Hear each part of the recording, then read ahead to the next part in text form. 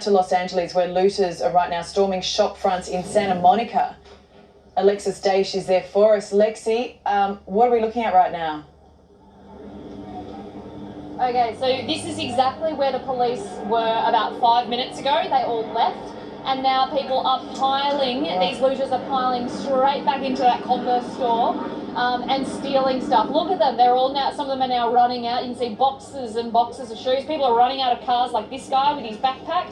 He goes running in, they grab what they can and they get out. But honestly, those police left here only about 5 or 10 minutes ago, and all of a sudden they are sprinting back towards this store to go back in and steal what they can. And this, what you are looking at right now, is the problem in a nutshell. There are just not enough police to get this situation under control because they can't keep up with the crime that's going on.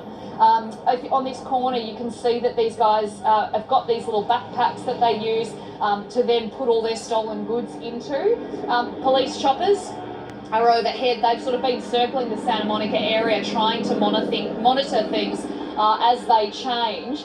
Look, here's a guy running across the intersection right here with a bag full of goods. And they've got cars waiting. There you go. Whoop, or you jump on the car. He's getting into that, that Dodge pulled up before and about 4 guys got out.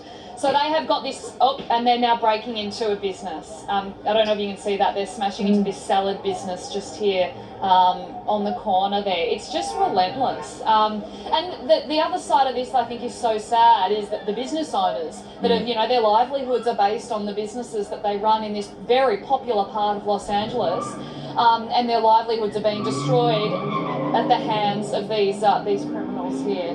But looking back at the Converse shop, it is now chock-a-block with looters trying to get in there, and the crowd is gathering. People are now jumping out of cars, just blocking the intersection to go in and grab what they can. We're just going to keep our distance just for safety, but you can see that there are now cars just backing up so that they can get out and take their share from that store. This is just incredible. It almost feels though, Lexi, as if part of this has been coordinated, that it's been organised in some capacity, even though it looks like chaos. It looks like in some capacity that it's coordinated chaos. You have cars standing by. I don't know how much of this is opportunistic, but there certainly seems an element of okay, we're going to drag the police here, then we're going to drag them away, and then we're going to go back. That would indicate that there's a level of organisation. Yeah, absolutely, I agree. And we've been, once the police left, I saw people with their cars in the car park across the road starting to sort of pull back in or pull up on the sidewalk. So they're watching what's going on from cars, and when the police disperse, they move in. Absolutely, there is a level of organisation here. And I also think a lot of the violence and things is starting with plans on Facebook where they incite each other to come and do this sort of thing. They get word on Facebook or whatever, and then they all converge on the one spot.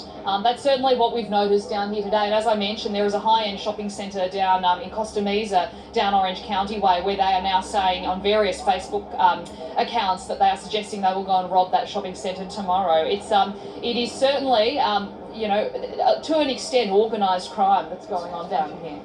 I mean, it doesn't sort of tell much of a picture about what's going to happen tonight, does it? I mean, it is now, it's right on 9 a.m. here in Australia. That is 4 p.m. This is when the curfew kicks in. So no one is meant to be on the streets now in LA. Yeah, look at those scenes. Right now, anyone that's on the streets can be arrested. How many police do you see in this picture? 0.